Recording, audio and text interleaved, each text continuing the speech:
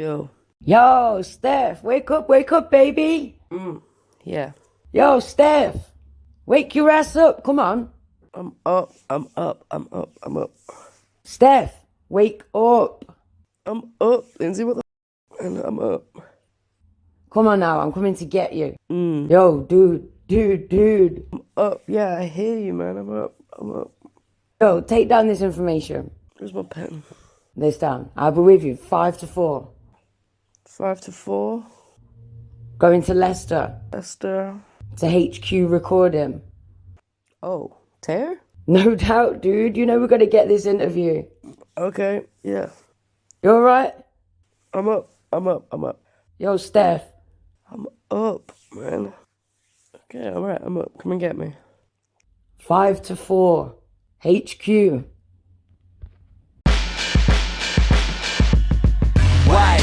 Why is it like this? Instead of hate, it should be love we invite in. You don't agree, then you're the problem that we're fighting. Open up your mind, stand up, become righteous. Why is it like this? Instead of hate, it should be love we invite in. You don't agree, then you're the problem that we're fighting. Open up your mind, stand up, become righteous.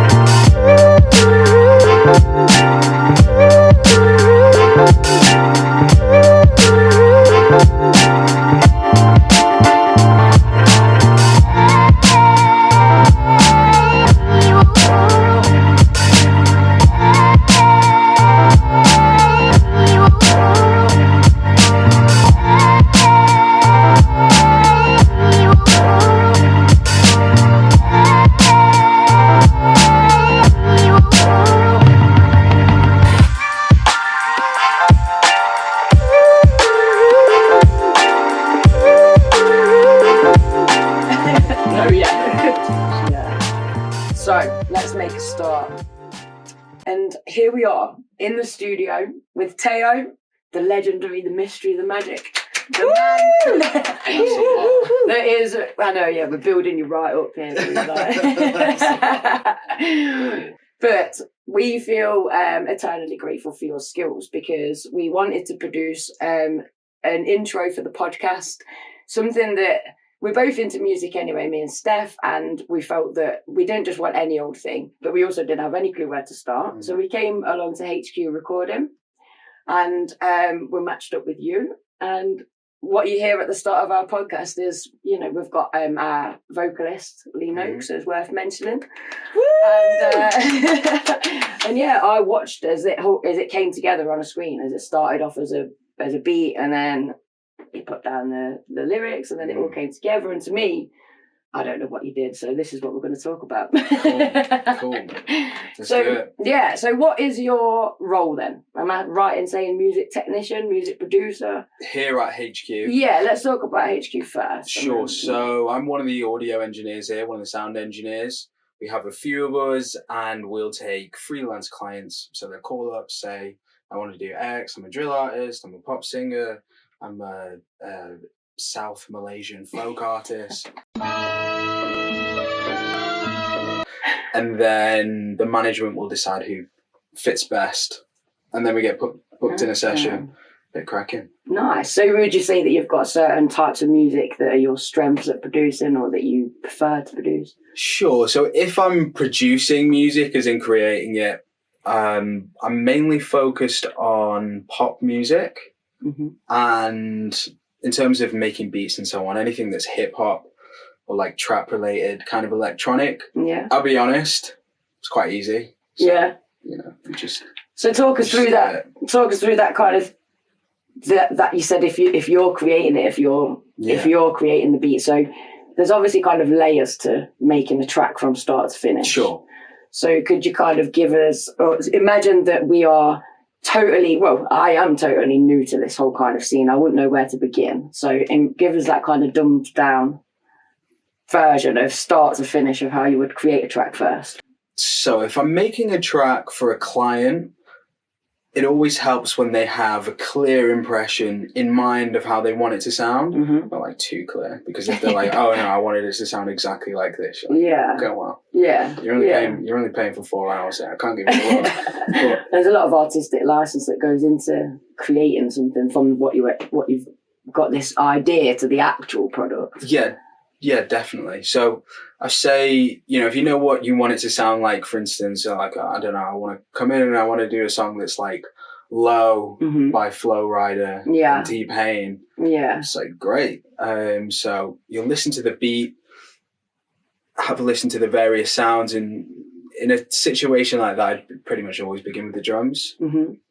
Start finding drums which sound appropriate, programming the drums.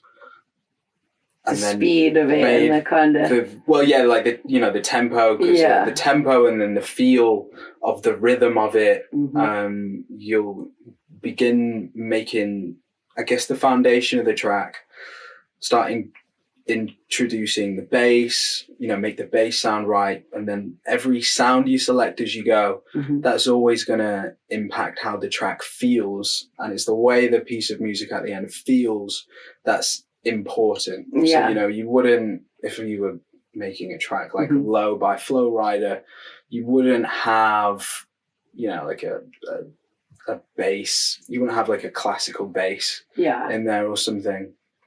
You wouldn't have like an acoustic guitar. So you have to first select the right sounds, then begin creating the music. And then always as I'm going, like I'm very conscious that I'll have long periods of time, like 20 minutes, 30 minutes, where I'm just focusing on the computer and I'm just writing stuff. So I always have to say to the artist, like, if you're silent, then I'll just take that. That means this is good. Let's speak up now. yeah, exactly. And generally you do find with artists, if there's something they're really not happy with, they will say like, oh yeah, don't do that. Let's do something different. So they have to be involved in that process, and it's kind of a two-way street. Well, 100%, because it's like, really, when you're producing a track for someone, you are just enabling the creation, you are enabling the exploration of an idea that they have a different skill set. So they don't have necessarily the skill set which will allow them to translate that idea into a piece of music that people can enjoy. You almost become the instrument in some respects. 100%. When you're working with clients in that regard as a producer, you are their instrument in a sense, like you are working for them. And it's important as a producer, when you begin working with people and working for people, it's important to go from an artist's mindset to kind of what I say a creative's mindset. An artist being somebody who is exploring their own idea and trying to express it in the most powerful way they can. And a creative being someone who, like, I think of being creative, that's kind of like the profession. A creative being someone who is working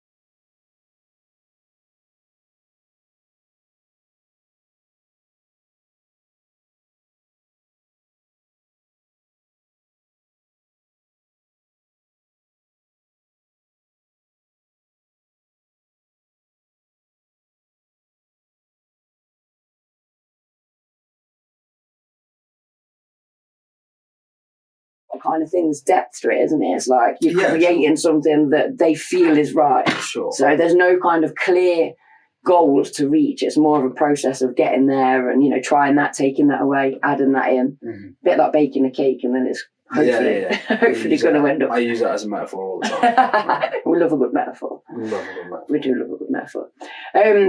So what brought you to music yourself then? Like, you know, you're in this industry now. You're obviously very passionate and you're obviously very talented.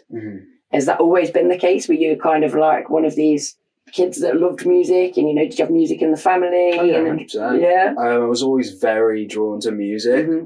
Can't say when or why. It's just say, oh, this is interesting. Just always. Yeah. You know, when I was a kid and my dad would pick me up from school and so on, he'd have the Beatles on, Oasis. I was always fascinated by it and just loved. I just loved the music that my dad would play. And then, you know, when I was traveling in my mum's car, either it was like just the worst ride ever because she would play very dryly read tapes of Bible passages, like, and Daniel came down into the lion pit, and, you know, the word of the Lord and all this. So you had that contrast actually. It's dreadful. Or she would play ABBA, and I love ABBA. Yeah.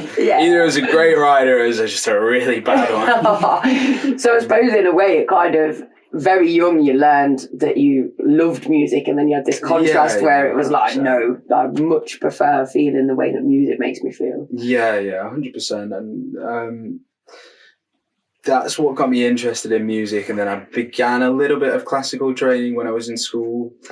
Didn't take to it so well, but I kind of learned my way around a keyboard and very basic music theory. I would always tinkle around with keys and so on, but I think when I was maybe like 12 years old and Guitar Hero 2 came out, I started playing that, and then I had all these videos of Slash and all these different guitarists and so on. That's the coolest thing. That's the thing they are. the Dragon Force. Yeah, Through the Fire and Flames. Had their like slow riding.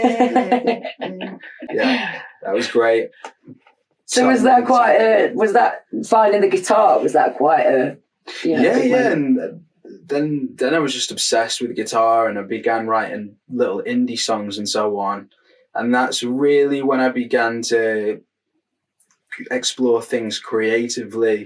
I was interested in writing songs, always perhaps more interested in writing songs than actually getting better at the instrument. So, you know, now like nearly 2 decades into being an instrumentalist, I'm not like a particularly good instrumentalist. I will just if I need to practice something, I will practice it then. And that's kind of how I've slowly got better at things. But the writing side, obviously you just mentioned that you preferred the writing of the songs. You still write now, and I write always. Always. Well, not always. It's still like a whenever there's an idea that comes to mind, just get on with it, right? See where it goes. So did you always know you wanted to make a career out of music? Was it ever a kind of... Not as such. Growing up and being in school and so on, I was more focused on having a career in the medical field. And so I did, began a medical degree at university, and then eventually I had to leave medicine because I was having issues with my mental health and so on. But by this point, I'd already had a couple of years at HQ and got interested in making music again when I took a year out of studies. Got involved with HQ, and then after I eventually had to leave medical school, you know, I knew I wanted to pursue a career in music. Still had a lot to figure out at that time in terms of skills. You know, if you want to compete in the Olympics, like, you got to be able to run pretty damn fast. So there was a lot of skills to get better at, different things to learn. But having HQ here, you know, it really gave me like I don't want to say a leg up as such, but it's the perfect playground, or it's the perfect place for me to learn how the music industry works and have kind of a nurturing environment and a community of people who are in the same boat, who want to learn how to build a career in the music industry. And so is it something I always wanted to do? Not necessarily, but it became something that, you know, it's the only thing I want to do now, really. I mean, I think that's quite a common pattern in terms of things that we enjoy doing and we love and things like that, we don't necessarily always follow that pursuit of making that into a career. You know, I certainly, before I started doing more creative things and allowing my creative passions to drive what I'm doing business-wise, was, you know, let's become a teacher. And then it was, you know, it didn't suit who I was as a person. Sure. And again, the mental health issues, it made suddenly things that weren't problematic, that actual career choice itself kind of.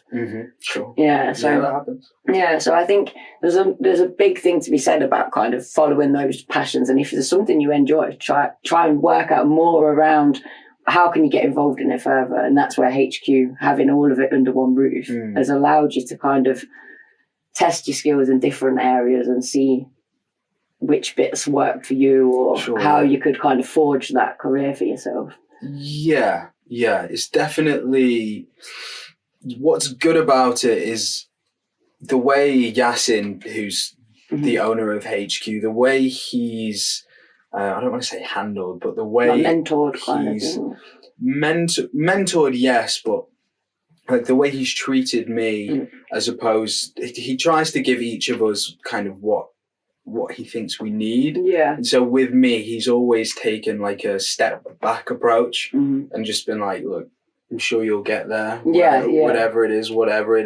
Yeah. He can change his management style depending on the person. What you can get. Yeah, exactly. That's really Exactly. cool. And so, you know, at times, you know, he's been way more confident in me than I have in myself and so on. But because of that, because he wasn't like, no, you should be trying to do this or you should be trying to do that, he's just been like, we're here to support you. You got the resources. You're part of the team. Yeah. Let's see where we go. Lovely. And so because of that, we benefited.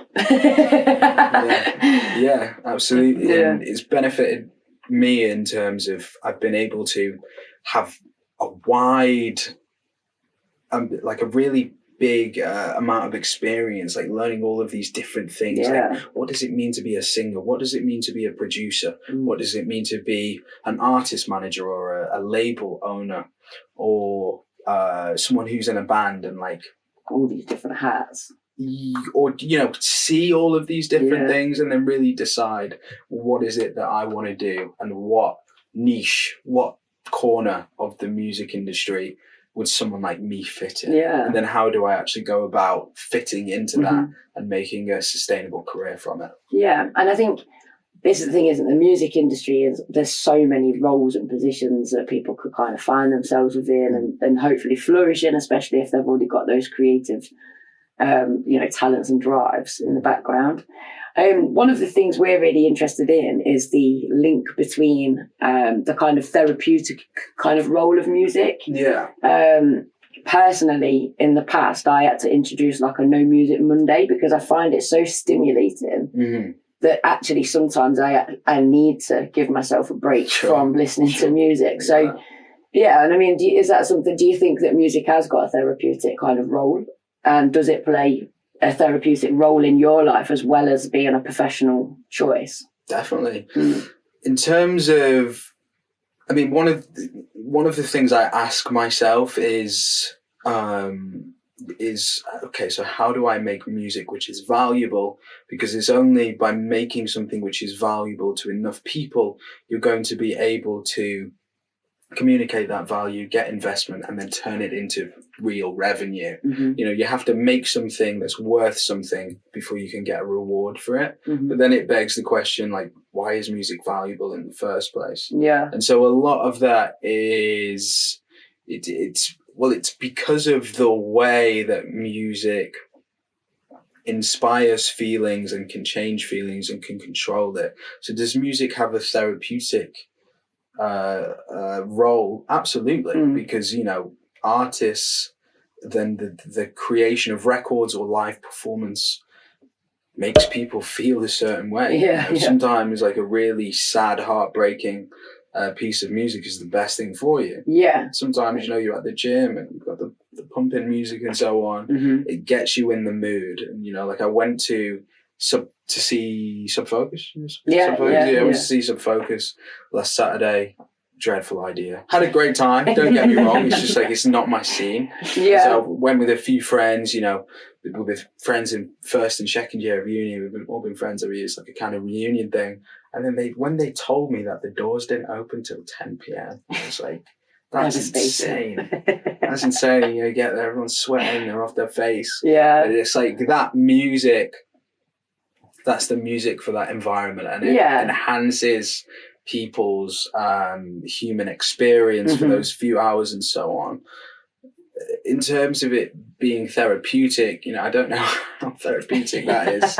Certainly, doesn't feel it in the morning, but they're involved, and they've perhaps found, because it's certainly something I relate to in my earlier 20s. That scene, and finding that, like, I'd been the black sheep, but suddenly there's all these black sheeps that are creating this group, and so I think there's still that value, and hopefully you then grow through it, and grow through those experiences. Grow out of it. I believe. So just kind of you were saying about producing music that's got worth and things like that. Obviously, you see on TikTok, trends can hit like this, and there's definitely some kind of magic formula when it comes to almost kind of tricking the population into falling for some kind of trend. Now, something that I know Steph's really so keen to find out is, could she ever become a rapper or a singer realistically? So With zero talent. How much talent do you have to step into a booth? Like, obviously we saw Lee nail it. I was like watching him from the sofa, just step into it, like not even need to check his like lyrics or anything, and just do it type thing. How much can you do to make me sound? Yeah, like, she wants to be viral.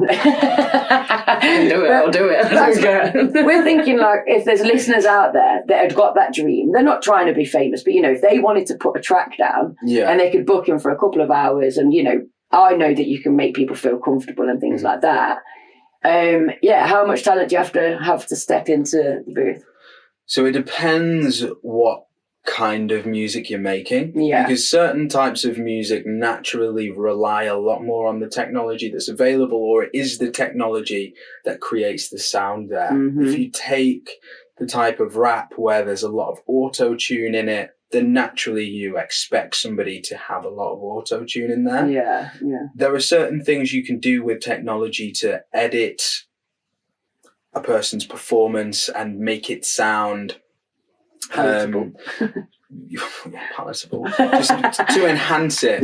You always enhance the things that you capture. That's the mixing and mastering process, and that basically makes it sound good to a normal person, to like a person's ears who doesn't work in studios. In terms of, so say you're making a song and you want to make a song, and it's the kind of music where you need a lot of auto-tune, or you're going to have a lot of auto-tune anyway. I've seen singers get away with singing out of tune, for instance. Because there are tools you can use to put them in tune. It's not ideal because it never sounds as good as the real thing. But it's doable. In terms of people singing out of time, that's more of an issue, because whenever you begin to manipulate the sound as it's captured with computers, it always begins to sound different. Now, you can put people in time, but if they're very out of time, it's just not going to work. And then I think, like, the thing you have truly no control over is if somebody just can't write. Now, you can write for them. You can write for them, but if somebody's like, no, I want to do my own lyrics and I want to do it like this, and it's just, it takes a long time to get good at writing things. It just takes a long time. And you need that kind of relationship. You have a natural aptitude. So, how easy is it to help an untalented person versus like a highly talented person succeed musically? Like, well, obviously, the person who's a natural athlete, I'm going to win the race. Train them to be a sprinter, So even, so there's tone deaf but actually you can be out of time as well. So you can have a natural rhythm as well as having a natural and have some of it, a lot of it just comes down to practice, but you will find that if somebody has no sense of rhythm, it's really hard to train that. And of course, I'm not like a percussion teacher or a drum teacher or whatever. It's just that I've found that people who have like no sense of rhythm or phrasing and how that relates to music, it's really hard to get them to do it in time. Like really difficult. So I think ultimately, Steph, your dream could succeed because, I don't know how bad my rhythm is. I feel like I can hold a rhythm for a certain amount of time and it always drops off. So you could rap along to Eminem like a good one. You've got rhythm. You're not out of rhythm. You're more worried about how you would sound. Auto-tune again. Is it T-Pain that brought that kind of into the industry? Yeah. It was like the really heavy auto-tune sound. Sound almost is what sells the track, or you hear that initial sound. It's different. Yeah, if that's what people are into. It's almost like his brand kind of thing. Each sound has its place. Each sound, because it communicates something, or when it's framed in the right way, it's you've got this heavily auto-tuned voice, and then that's framed in this song, which is like electronic, and maybe it sounds a little bit space age or whatever, or it's just like straight up clubby or whatever it is. If something's framed in the right way, that gives it its place, and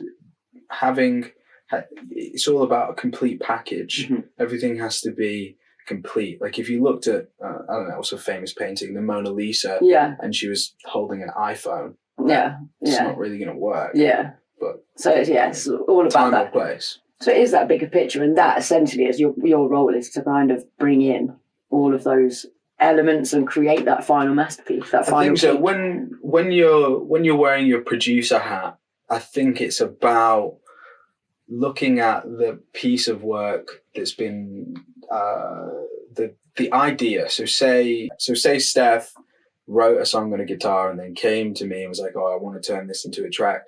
Then your job as a producer is figuring out how to frame that idea correctly to maximize, the idea itself, like the things she's come with, and then to bring in things which are going to elevate it, so that it's good enough to compete in the market, or it's good enough for you as say like a hobby client to say, "Oh yeah, I'm really happy with this," and so on. And also depends what depends what the final goal is. Like not every piece of work is designed to be like a number one or whatever. And I think that's one of the things, is that a lot of people that we speak to, they like to produce like a track in terms of they've written it or play the guitar just for a bit of fun, but it's nice for them to know that if they ever wanted to produce just a professional quality recording of it, they've got no intention of releasing it, but just having that kind of nice polished piece at the end, they could come along and they could work with somebody here to do that. I think with ADHD you get like obsessed with certain things, and just that idea of being able to go and have a go, not even necessarily with a polished track at the end, just to see the process, to get it out your system and realise you don't need to buy all this stuff and get obsessed with it. Create a whole home studio. Definitely. Now, you briefly mentioned before we kind of officially started the interview about a new kind of business venture. Do you want to tell us a little bit more about that? Is it enough of a development to? Sure, I can do. Like it's kind of it's like I've developed the idea and I'm planning it and then learning about it. But so essentially, because I want to do various things in music and wear different hats, also be independent, and like I'm very interested in the business side as well. I've been trying to figure out, well, first off, what are the things I want to do, and then how do I put all of these like wildly different things, how do I put them all under one umbrella?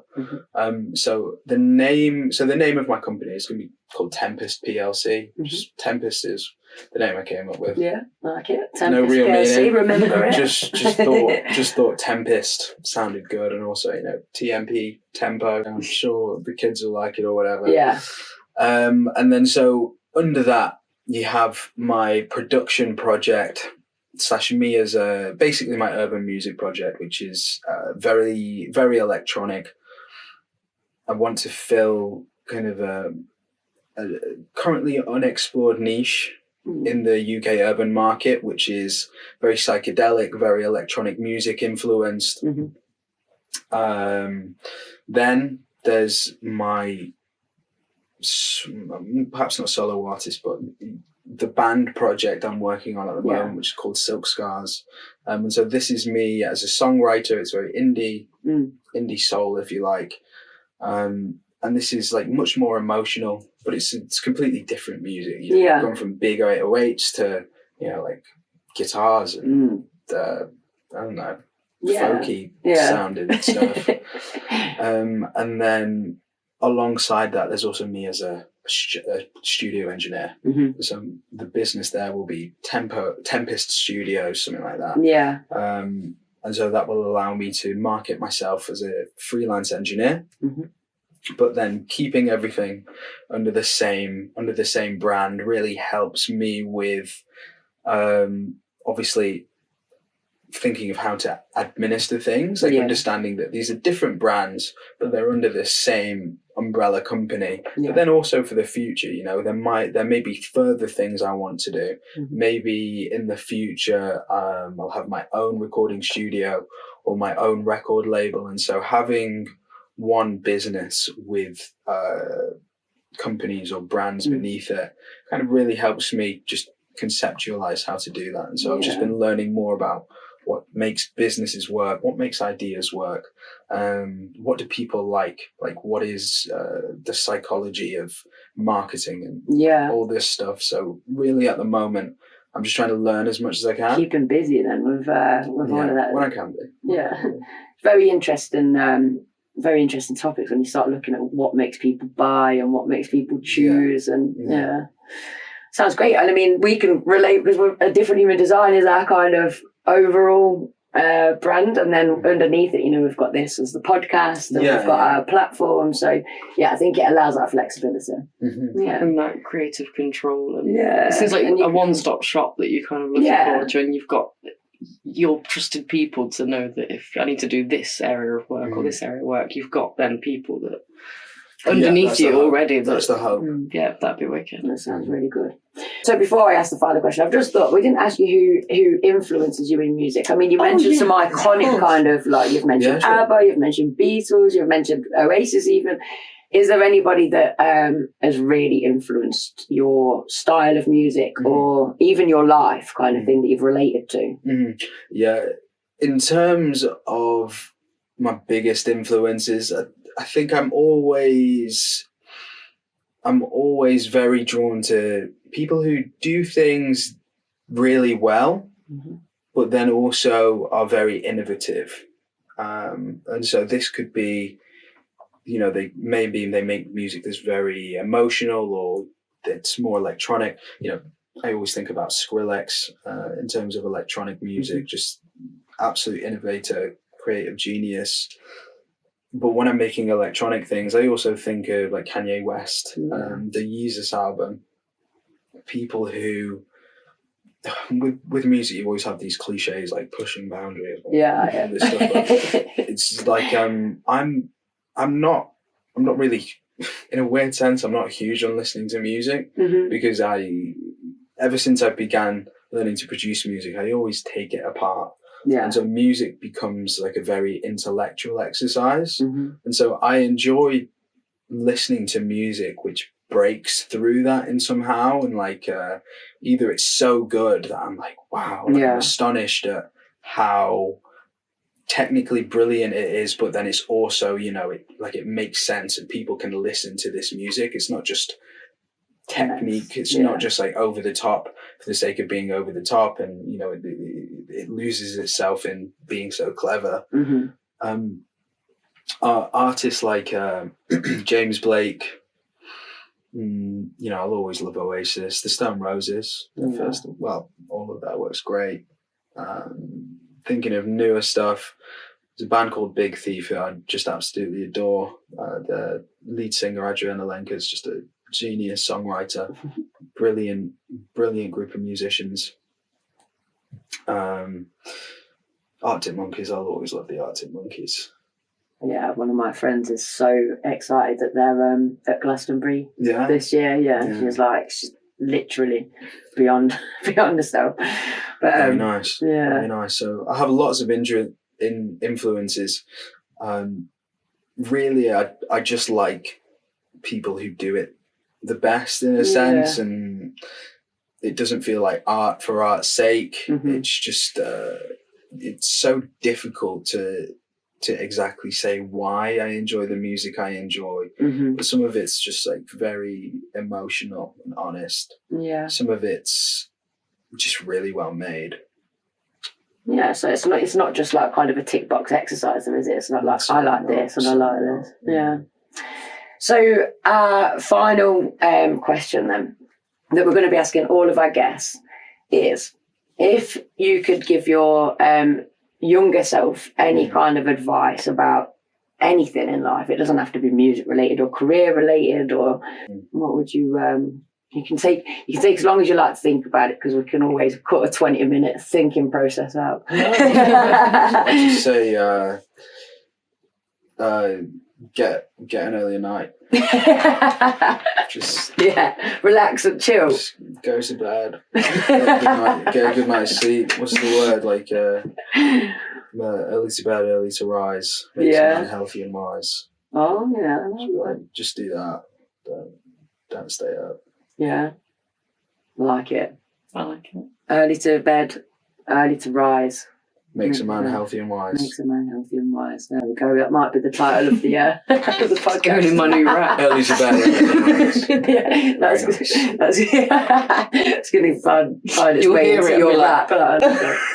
Well, thank you so much. Thanks for having me, guys. No, you're an absolute star. You're so easygoing to talk to. It's been a pleasure. Where do people find you? I'm on Instagram. Just Teo, Tayob world. That's going to change at some point in the future. Also, don't really use Instagram, but we'll put you here in Leicester. And if you want to book in, go to hqrecording.co.uk. All the details are on there. Lovely, fantastic. Thank you very much. Thank you. Thank you, guys. Why is it like this? Instead of hate, it should be love, we invite it. You don't agree, then you're the problem that we're fighting. Open up your mind, stand up, become righteous. Why is it like this? Instead of hate, it should be love, we invite it. You don't agree, then you're the problem that we're fighting. Open up your mind, stand up, become righteous.